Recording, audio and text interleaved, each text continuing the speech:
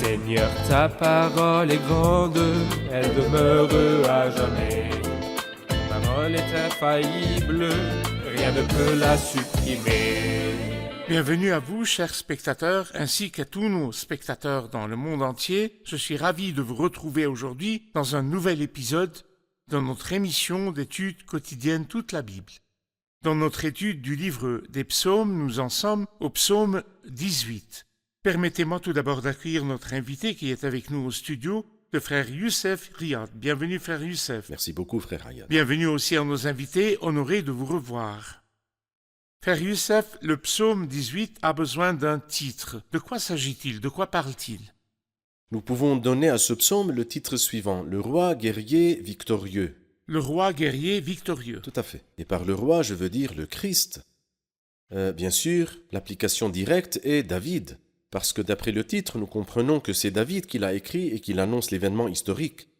Mais les versets ou les paroles de ce psaume-là ne s'appliquent pas toutes à David. Mais les paroles qui ne s'appliquent pas à David s'appliquent au fils de David. Il dit « Il était prophète et savait d'avance que Dieu susciterait un héritier de sa descendance pour son trône. » Parfait. Le Christ. Parfait. Nous rappelons à nos chers spectateurs que le Christ, dans sa personne et dans son œuvre, est au centre de toute la Bible. Oui. L'Ancien Testament, dans ses prophéties et ses symboles, pointe vers le Christ. Le symbole n'a pas besoin d'être parfait, mais il y a des parties du symbole qui parlent du Christ et il y a des prophéties explicites qui parlent du Christ. Nous étudions un psaume qui parle partiellement de la personne du Christ et qui, dans son application, parle de David. Très bien. J'aimerais que vous commentiez le titre au chef de chœur du serviteur de l'Éternel de David. Il adressa les paroles de ce chant à l'Éternel après qu'il l'eut délivré de tous ses ennemis et de Saül. Que nous dit ce titre? Tout d'abord, j'aimerais préciser que ce titre et ce psaume se trouvent dans le 2e livre de Samuel, chapitre 22. J'aimerais aussi dire que le titre est intéressant. D'abord, du serviteur de l'Éternel de David. C'est beau que David soit appelé ici le serviteur de l'Éternel. C'est un privilège et un honneur d'être serviteur de l'Éternel, c'est une grande chose.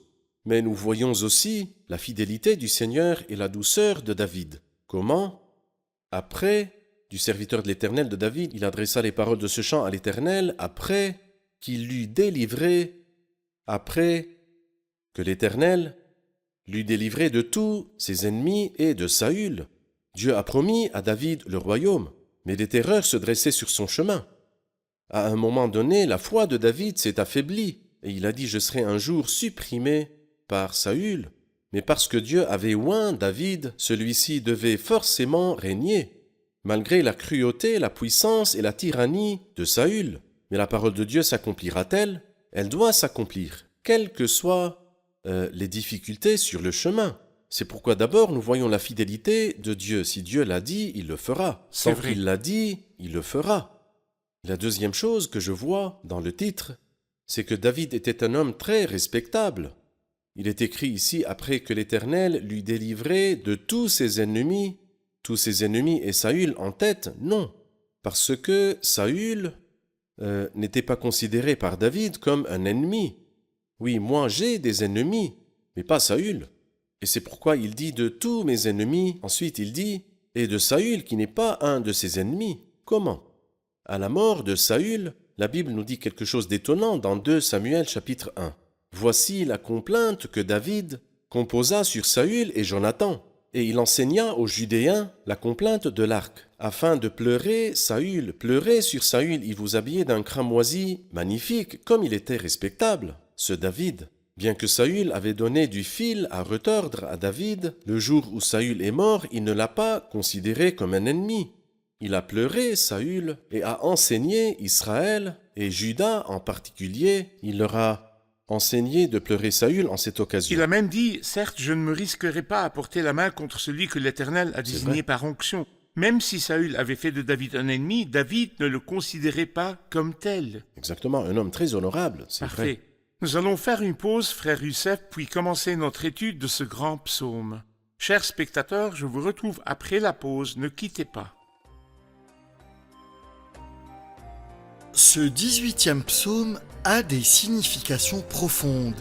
Certains de ces termes et expressions ne sont pas de simples termes linguistiques. mais font clairement référence au Christ, le Fils de Dieu, notre Seigneur Jésus-Christ, aux souffrances et aux douleurs qu'il a endurées pour chacun d'entre nous.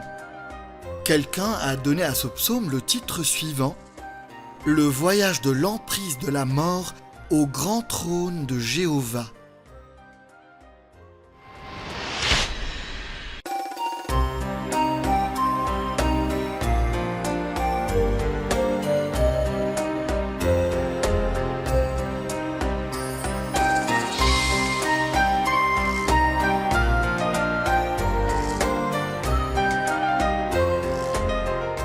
Nous revoici, chers spectateurs, pour commencer notre étude du psaume 18. Frère Youssef, permettez-moi de lire les 5 premiers versets et de revenir vers vous avec une question. Je t'aime, Éternel, ma force, Éternel, mon rocher, ma forteresse, mon libérateur, mon Dieu, mon rocher où je trouve un abri, mon bouclier, la force qui me sauve, mon rempart. Loué soit l'Éternel, je crie à lui et je suis délivré de mes ennemis. Les liens de la mort m'avaient enserré, et les torrents dévastateurs m'avaient épouvanté. Les liens du séjour des morts m'avaient entouré, les pièges de la mort m'avaient surpris. Vous avez souligné que le psaume parle en partie du Christ, mais en application, il parle aussi de David, de sa détresse et de l'intervention de Dieu pour le délivrer, et c'est le lot de tous les croyants à travers les âges. De 2 à 6, il parle de détresse et de cris. Comment cela s'est-il passé dans la vie de David et comment pouvons-nous encourager les enfants de Dieu avec cela? La détresse remplissait la plupart de la vie de David. Et quand il a été oint roi, c'était un grand privilège. Mais cela a provoqué la haine et la rage et l'inimitié amère de Saül. Par la suite, après avoir été oint roi, il était la cible de l'hostilité de Saül et de ses tentatives pour le tuer. Et bien sûr, Saül n'était pas seul, mais en tant que roi, il entraînait tout le royaume, et cela afin de détruire David. Et le fait que le roi du pays poursuive un simple homme du peuple, comme l'a dit David, contre qui le roi d'Israël s'est-il mis en marche pour le poursuivre? Qui poursuis-tu? Tu es en train de poursuivre une seule puce, c'est-à-dire que David se considérait comme une puce. Et le roi d'Israël avait mobilisé toute l'armée pour poursuivre David et le tuer. Et comme nous l'avons dit dans l'introduction, malgré cela, lorsque David s'est tourné vers le Seigneur, et lorsqu'il lui a donné ses attributs merveilleux, éternels, mon rocher, ma forteresse, mon libérateur, mon Dieu, mon rocher, où je trouve un abri, mon bouclier, la force qui me sauve, autant d'expressions qui montrent sa confiance en Dieu. Dieu a-t-il pu le sauver alors que le roi était contre lui? La réponse est oui.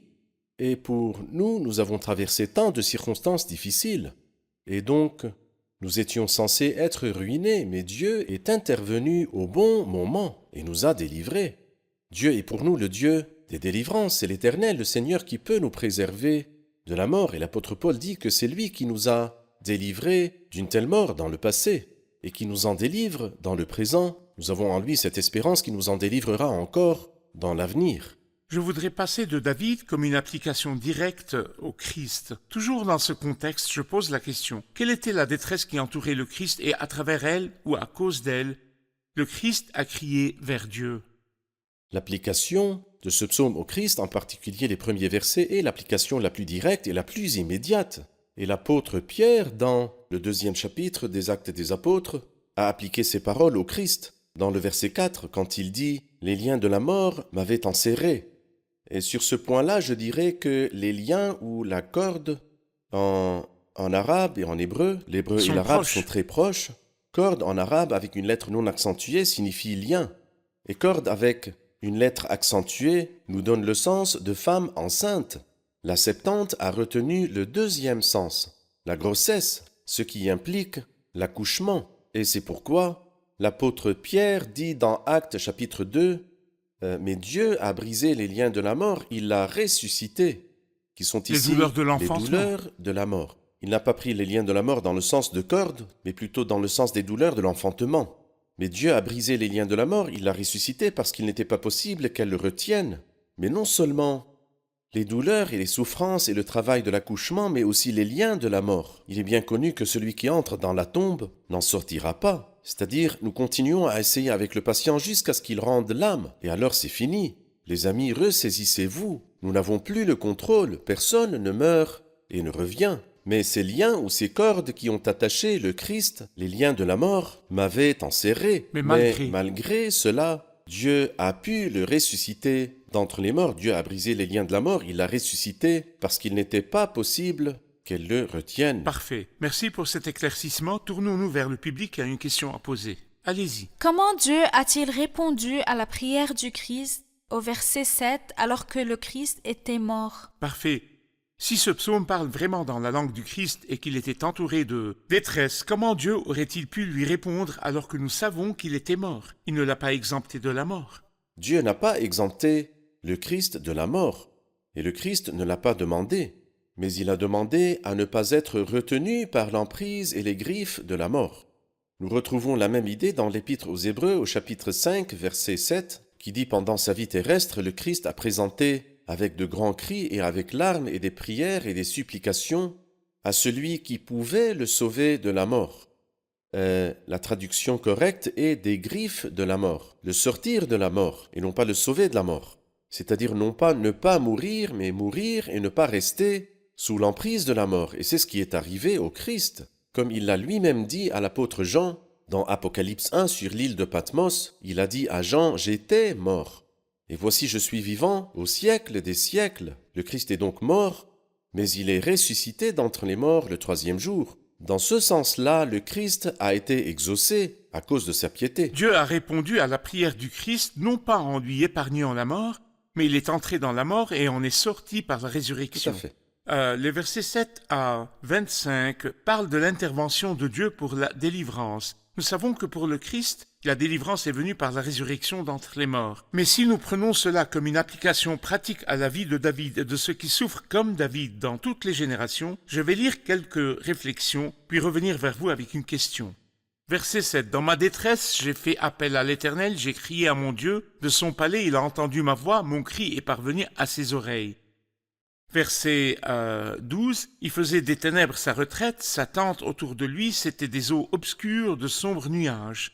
Une lumière éclatante le précédait, d'où provenaient ces nuées, de la grêle et des charbons de feu. L'Éternel a tonné dans le ciel, le Très-Haut a fait retentir sa voix. » Verset 17, « Il est intervenu d'en haut, il m'a pris, il m'a retiré des grandes eaux, il m'a délivré de mon adversaire puissant, de mes ennemis qui étaient plus forts que moi. » Pour ceux qui suivent la voie de Dieu pour la délivrance ici, Dieu intervient avec puissance pour délivrer.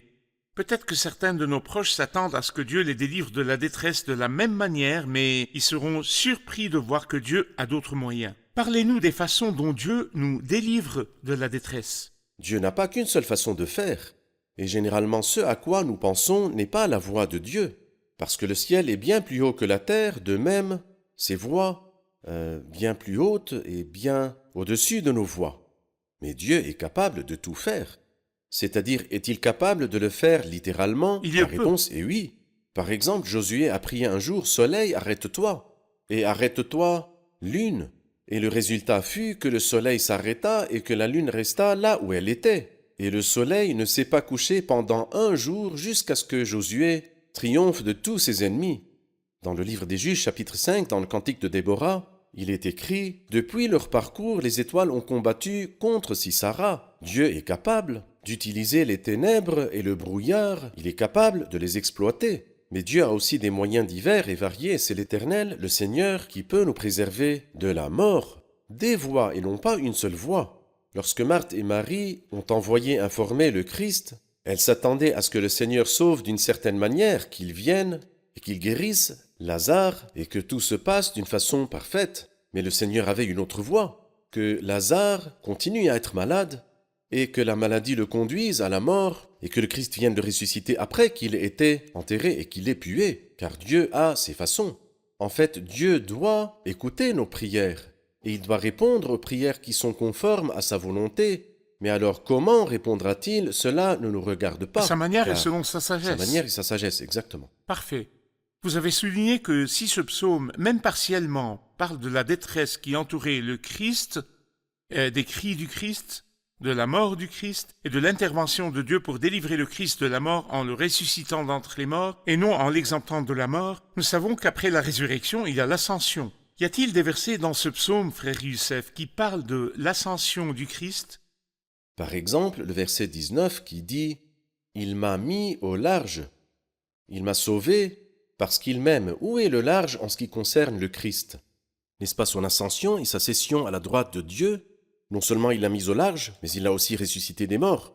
Et alors, il est revenu à la vie comme avant, objet de l'inimitié des méchants. Mais l'Éternel a déclaré à mon Seigneur « Assieds-toi à ma droite, jusqu'à ce que j'ai fait de tes ennemis ton marchepied ».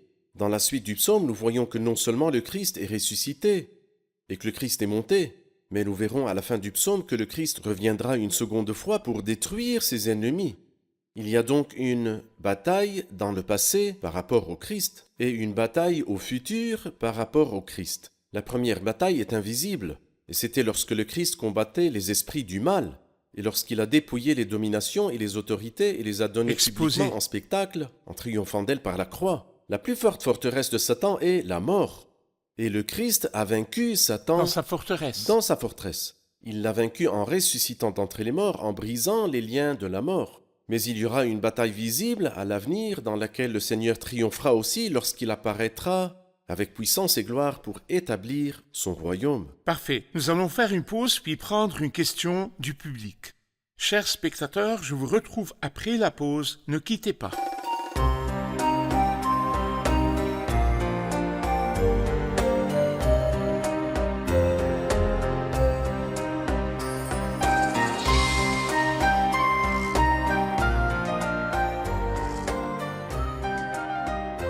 Nous revoici, chers spectateurs, pour prendre une question du public. Au verset 26 et 27, il dit d'abord « Avec celui qui est fidèle, tu te montres fidèle ». Je comprends, je peux comprendre cette partie. Mais à la fin du verset 27, il est dit « Avec l'homme faux, tu te montres habile ». Je suis surprise par ce terme et choquée qu'il soit dit à propos de Dieu. Parfait. Ce verset est en effet difficile à comprendre et nécessite des éclaircissements. Nous pouvons le comprendre de deux manières, et les deux sont acceptables par la Bible et par la logique. C'est que l'homme faux voit Dieu comme habile, c'est-à-dire relativement parlant. Quand je voyage en train et que le train est à l'arrêt mais que le train à côté de moi passe, j'aurai l'impression que mon train est en train de bouger, jusqu'à ce que je regarde de l'autre côté et que je me retrouve à l'arrêt. Donc l'homme faux considère les actions de Dieu comme astucieuses. C'est une explication. Une autre interprétation est que Dieu traite parfois avec ces personnes qui sont, ces gens qui sont méchants et impies, comme par exemple un verset dans le livre de Job, chapitre 5. Que dit ce verset dans Job, chapitre 5?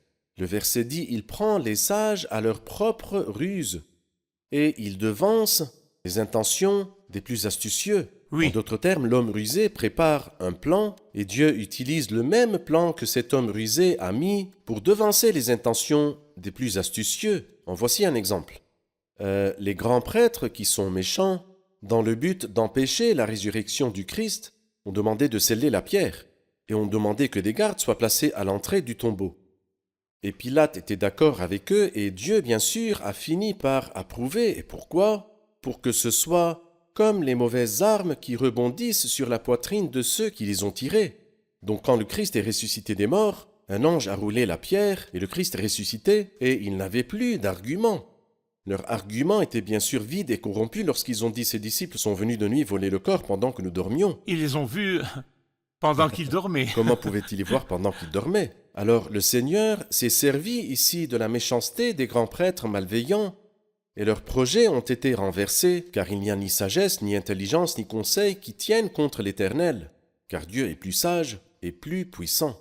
Il ne s'agit donc pas d'accuser Dieu d'être astucieux, mais Bien ou rusé. non, pas du Il tout. est impossible que Dieu du soit tout. décrit Pas du ainsi. tout. Non, Mais Dieu prend les rusés à leur propre ruse et utilise leur ruse pour Pour les annuler punir. pour annuler leurs Ou conseils. comme vous l'avez dit, c'est comme si l'homme rusé ou trompeur voyait Dieu de cette façon, Exactement, relativement parlant. relativement Bon, parlant. par rapport à cette question du verset 26 à 36, il parle des attributs du Dieu libérateur. De 2 à 6, la détresse, la prière et les cris.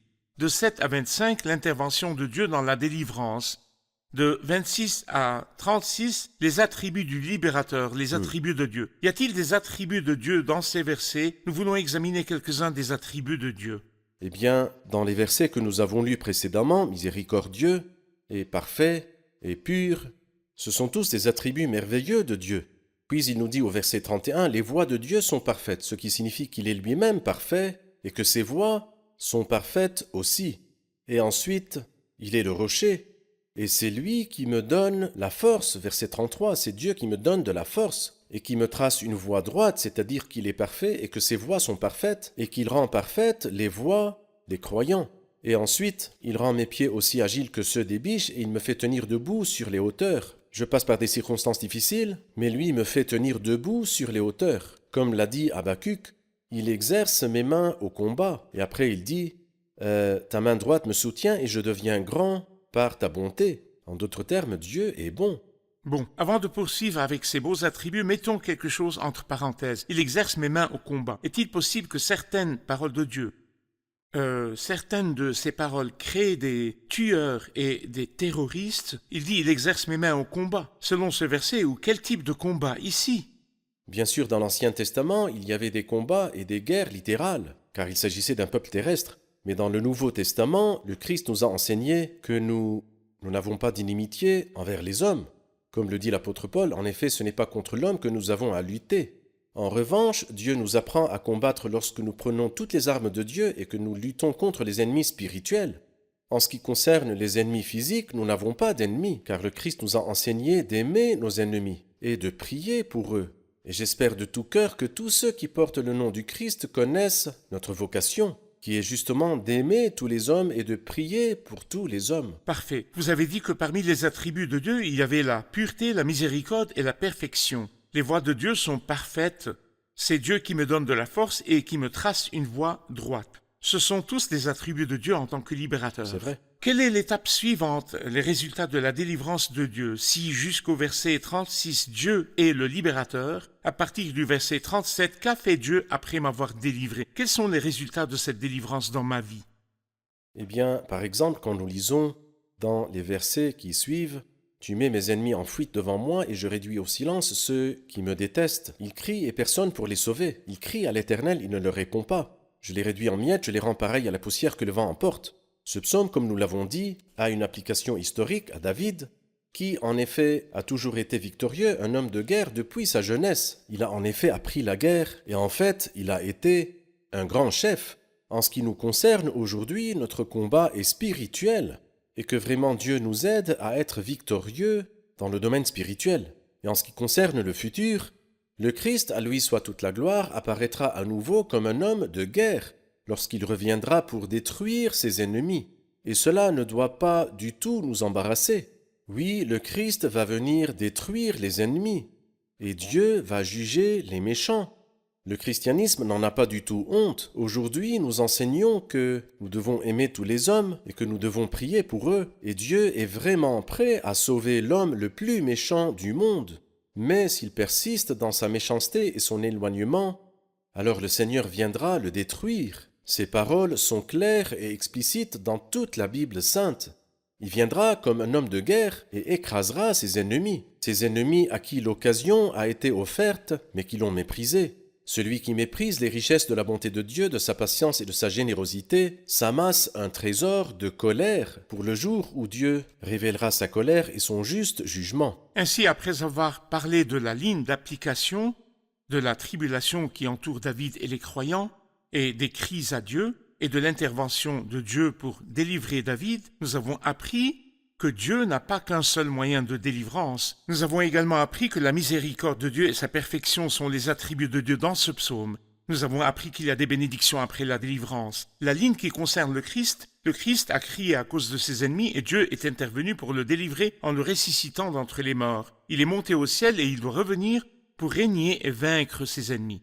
Cela a-t-il un rapport avec le dernier mot ou le dernier verset, le verset 51 ou le verset 50? C'est pourquoi je te louerai parmi les nations éternelles et je chanterai à la gloire de ton nom.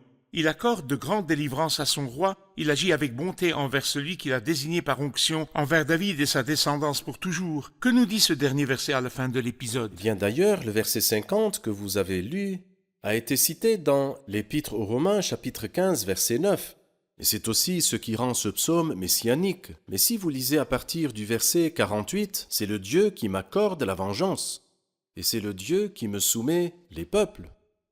Et qui me délivre de mes ennemis, tu m'élèves au-dessus de mes adversaires. Tout cela indique la victoire personnelle du Christ et la victoire du reste fidèle qui se trouvera dans une situation très difficile pendant les années de tribulation. Mais à la fin des années de tribulation, le Seigneur apparaîtra et leur donnera le salut et la victoire. Et le Christ écrasera tous ses ennemis sous ses pieds et régnera sur le monde tout entier, sur son peuple, mais aussi sur toutes les nations. Et il y aura un bonheur inouï pour toutes les personnes qui auront part au royaume du Seigneur Jésus-Christ. Parfait. Merci beaucoup, frère Youssef. Il y a vraiment des richesses dans la parole de Dieu. Merci pour votre travail Dieu acharné. bénisse. Passons maintenant aux commentaires du public. Amen.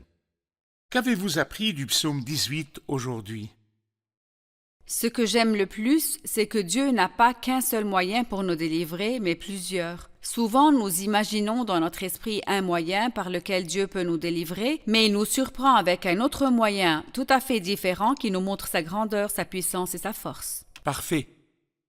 J'ai appris qu'autrefois, on combattait des ennemis réels ou des hommes. Mais dans l'Alliance de la grâce, nous ne combattons pas du tout les hommes. Nos guerres sont contre les puissances et les autorités et contre Satan et les mauvais esprits. Parfait. Les attributs de Dieu que nous avons appris sont très rassurants et encourageants. Il est miséricordieux, il est parfait, il est un rocher, il me fait marcher sur mes hauteurs, il exerce mes mains au combat, il n'est pas rusé. Ce sont des attributs qui me rassurent beaucoup et m'attirent beaucoup vers ce Dieu. Merci beaucoup, que Dieu vous bénisse. Merci, frère Que Dieu Youssef, vous bénisse. que Dieu vous bénisse. Chers spectateurs, si ce psaume nous explique la situation de David lorsqu'il était entouré d'ennemis, et nous dit que David a crié à l'Éternel et que l'Éternel l'a écouté et lui a donné du repos en le délivrant de tous les ennemis, cela nous dit que Dieu écoute la prière. Dieu met toutes ses capacités au service de ses enfants dans ce monde. Dieu est à notre service et de notre côté, et si Dieu est pour nous, qui sera contre nous? Je vous revois dans le prochain épisode. Que le Seigneur soit avec vous.